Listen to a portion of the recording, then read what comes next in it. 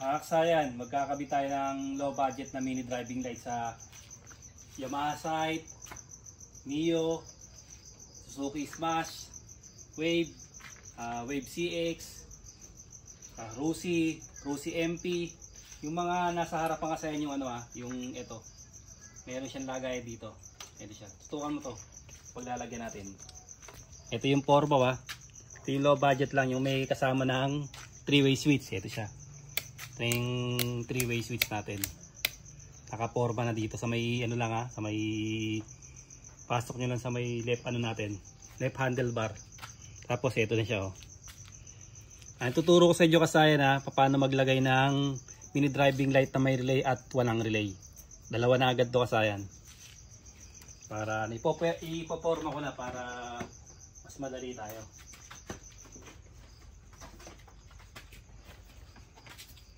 Ito yung gagawin natin. Tutok mo sa sa niya, lagayan. Hawakan mo to. Pag nakatutok na.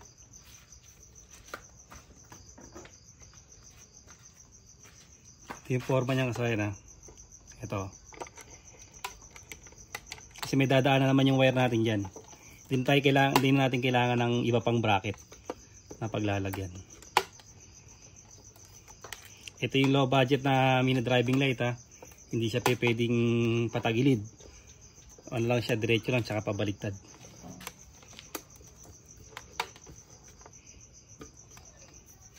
Pag naikabit na, papasok lang natin dito yan.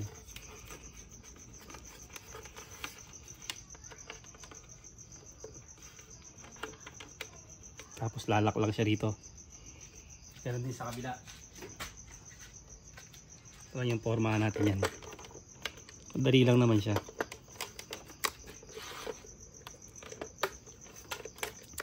Mga Mio, kinakabitan natin ito. Sporty, basta may mga butas dito. Wave. Tsaka yung Wave CX. Shoutout kay Paring Talot na naka Wave CX. Yung kinabitan natin ng mini driving light.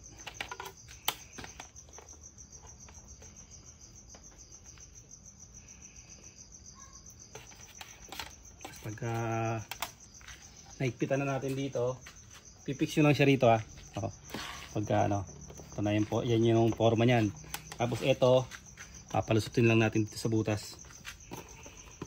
May pinakabutas na yung nadadaanan. Tapos pagsasamahin natin pagka nakalusot na siya.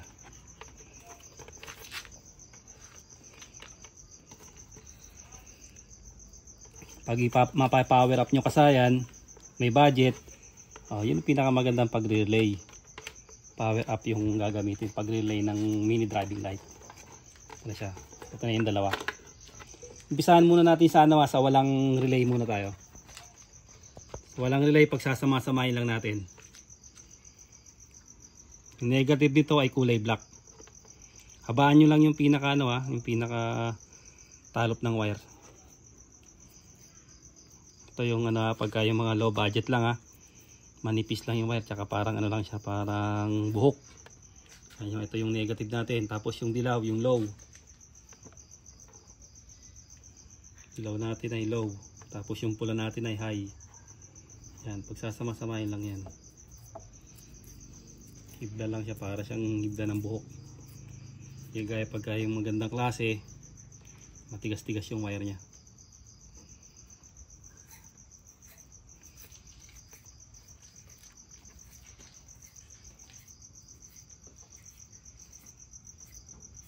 Kasayan yan, napag-iwalay-iwalay na natin.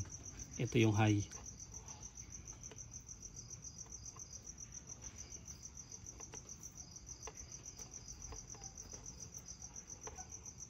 Sumabit, baka mag-ground Itong black na to, ilalagay na kagad natin sa body ground yan. Kulay black yan yung sa body ground natin. Tutok mo rito, meron tayo nakaabang dito na body ground.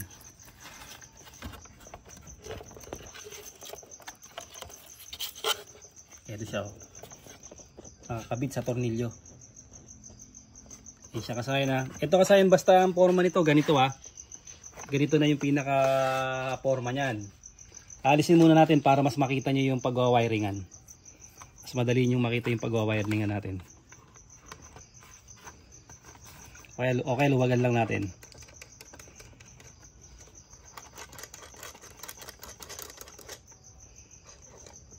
Kailangan medyo mas maluwag yung ano. Ito, angat po ito konti ah. Ayan, parang ganyan lang, angat mo na lang para ano.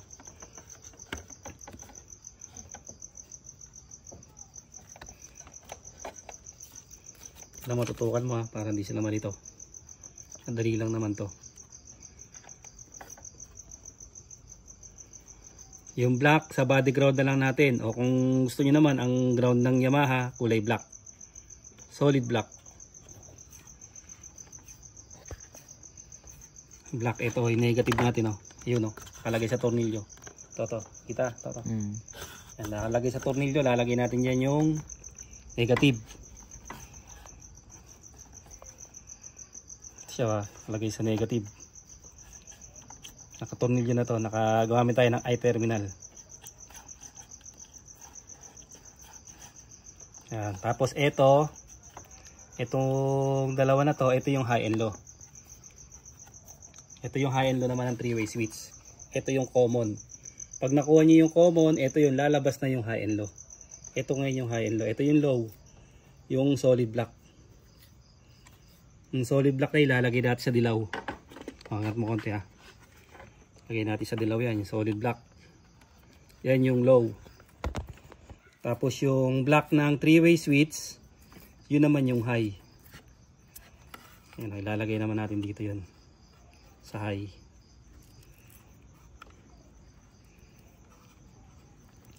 Sasayin ha. Tansinin nyo, tutukan mabuti ha. Baka daliri ko lang yung nakikita. Sabihin mo pag di nakikita. Para mapapakita natin sa kanila. Ayan ha. Sa 3-way switch ha, sa high and low. Tapos ito, accessory wire. Ito. Accessory wire. Kung Honda kayo, black. Kung Kawasaki, brown. Yamaha, brown. Tapos orange pag Suzuki naman. Suzuki Smash.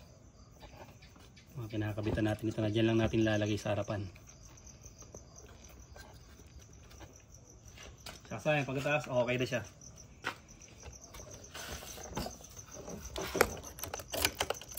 Sasayang no.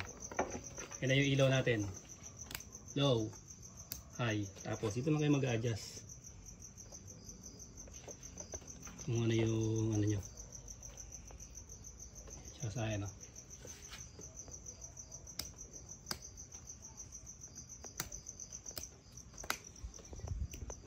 Low, high, yung yellow. So, tutok mga rito at baka nadikit yung ano natin.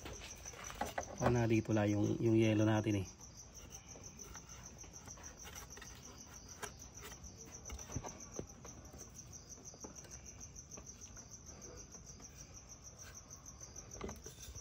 Mas negative.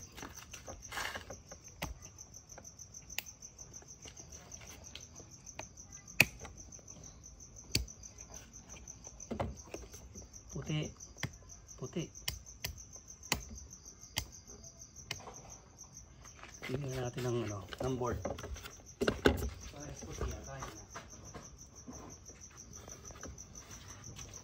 Oh.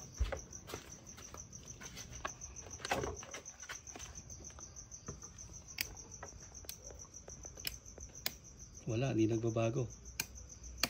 Sa baba may dilaw. Ha? Sa baba may dilaw. Sa baba may dilaw. Ito binabaliktad lang to.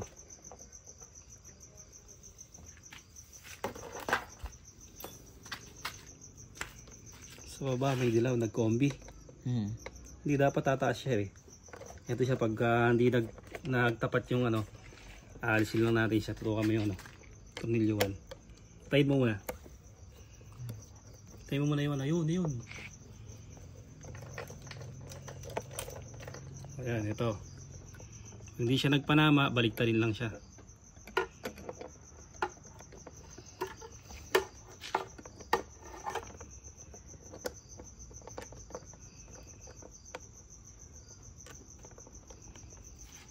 Okay, buksan mo nga ngayon. Buksan natin. Ayun mo.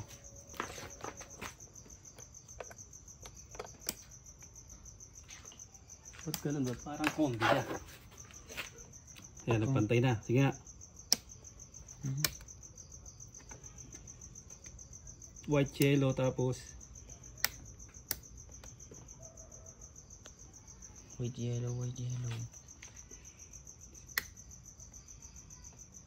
white yellow. Ba? Yung combi. Naka-combi siya. Ialisin ko muna ito kasaya na para mas madali nyo siyang makakuha sa wiring ha. Basta ganito na yung forma niya. Alisin ko muna itong yung head niya. Basta ganito lang gagawin yung paglalagay ha. May washer lang para hindi masagad yung tornilyo. Pag naiporma na, babalikan namin kayo. Ayan kasaya, ganito yung forma niya no. Ito yung body ground natin para mas malinaw kasi nakokoberan tayo dun eh. Para mas malinaw tayo. Ito yung body ground natin, lalagay natin sa kulay black. Yung ground ng MDL yung kulay black. Tapos yung common natin, yung kulay red, lalagay natin sa accessory wire. Ito kulay brown to ha. Pwede rin dito, may brown din dito ha. Sa may brake switch. Ayan, brake switch kulay brown din yan. Ayan, marami tayong pagkukuhanan dyan ng brown. Pero dito na yung pinakano natin. Tapos, ito na siya kasaya no.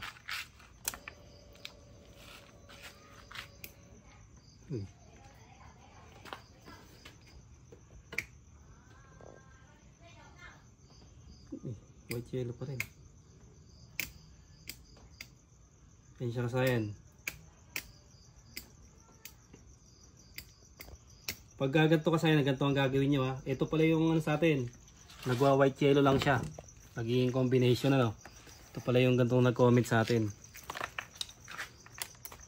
Ganito kasayan ang gagawin nyo dyan ha. Yung mga ganyang solusyon.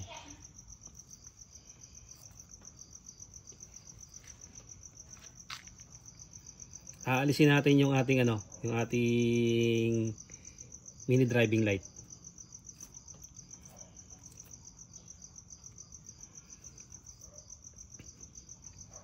Tapos ilalagay natin sa rekta tayo ng testing. Ito siya.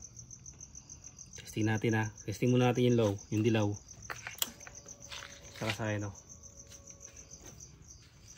ayan yung yellow niya ha. Tapos testingin naman natin yung red. Ay yung red na pantay na rin kasi pumantay na rin siya. Ngayon kasayan, ganito yung gagawin natin pagka ganyan checkin natin mga dikit. Ito ang gagawin natin.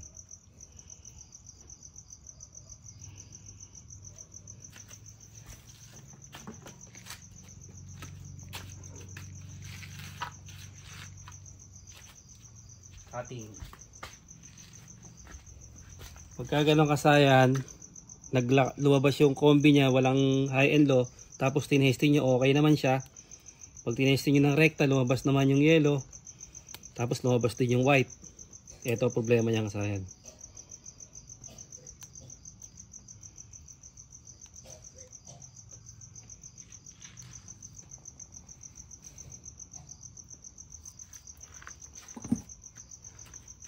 Kahit sa motor to kasayan ha, nagkakaiba lang dito yung kulay pero pare-pares ng paglalagay yan. Pwesto 1 lang yung nagkakatalo. Gagawin natin ganito, alisin natin yung alisin natin yung isang switch. Ito yung susubukan natin. Siyempre ang testing natin na common yung red kasi kadalasan niya naman ang yung red muna yung tatry natin. Pag di natin nahanap, lipat natin sa black. Pag di pa hinahanap, sigurado ng common yung green. Ganun lang yung paghanap niya kasayan. Ngayon pag hindi lumabas yung white yellow, ang ibig sabihin yon sira yung sira yung switch kasi tinesting naman natin na lumabas yung white yellow sa rekta na testing.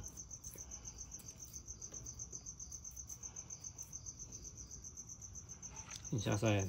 Testing tayo. Yan naka white.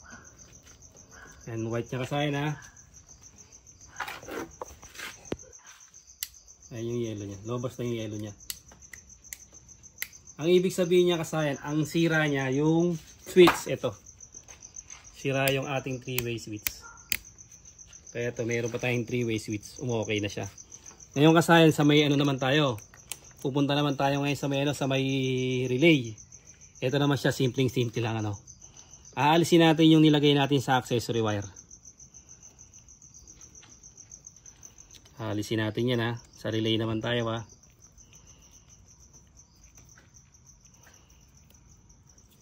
Tapos ilalagay natin sa number 87 ang relay. Siya kasi no. Number 87, 85, 86, tapos yung common natin na number 30. Lalagay natin sa number 87, ito yung harap ng relay. Ang babaguhin nyo lang naman dyan kasayan, ito yung nilagay natin sa accessory wire. Ilan lang ilalagay natin dito. Yun natin para hindi siya mag-ground.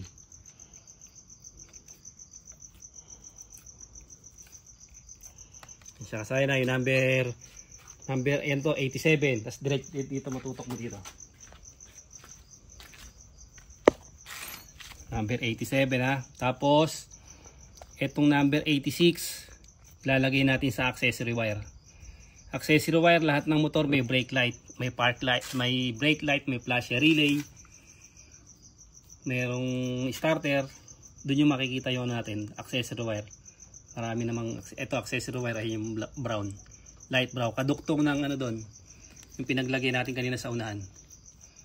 Tapos etong number 85 lalagay natin sa ground.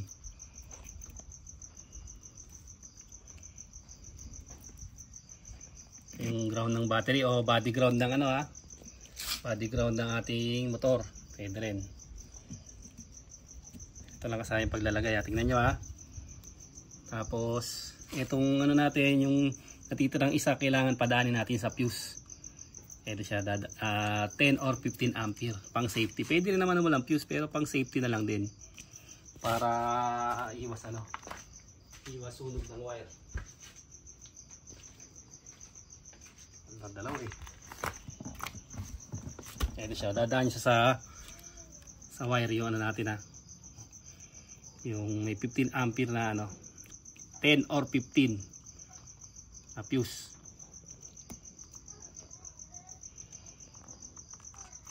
Yung matitibay na ano, lalagay natin dito.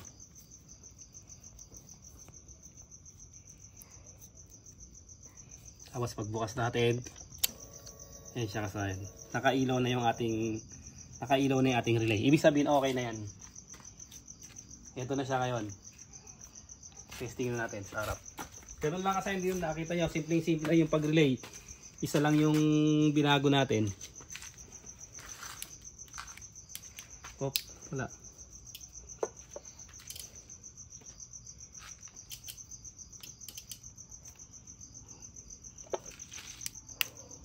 Ba, wala. Dito, tutok nga dito. Wala. 30 positive ng battery. Tapos 85 dito sa negative. Tapos sa accessory wire. Tapos ito sa 30. Yun dito. Yung wala. Wala na rin ground. Ito na. Wala kanina. Siya kasayan. Hindi lang na-fix. Hindi pa kasi pang-fix yan kasayan. Pang ano ba natin, pang power up pa natin yan. Siya kasayan. No? Simple lang kasayan yung paglagay ng relay ha. 85, 86 dito. Para dito yung medyo maselan dyan. Madali na yan dyan eh. Ayan. Ito yung ano natin ha. Itong 85 sa negative. Kasi pag hindi, ito hindi ilaw tong ano nyo, yung relay. Yung ibang walang relay na walang ilaw kahit pagkabaliktaran, okay lang siya. 85 dito sa ground na, 86 sa accessory wire, kulay brown. Tapos itong 87, ito lang yung mababago. Yung accessory wire ililipat nyo lang sa number 87. Tapos yung 30 automatic kailangan dumaan sa fuse. Para walang ano, walang problema kahit magkaroon ng ground. Puputok lang yung fuse, magpapalit lang kayo ng fuse. Ganun lang kasayan yung paglalagay ng ano, ng mini driving light sa ating kahit anong motor to. Pero ito kasi yung gantong lagayan, kadalasan sa Wave, sa Smash, sa Rusi, yung mga Wave style. Saka ito Yamaha Sight. Hanggang dito na lang mga aksayan. Salamat sa panonood.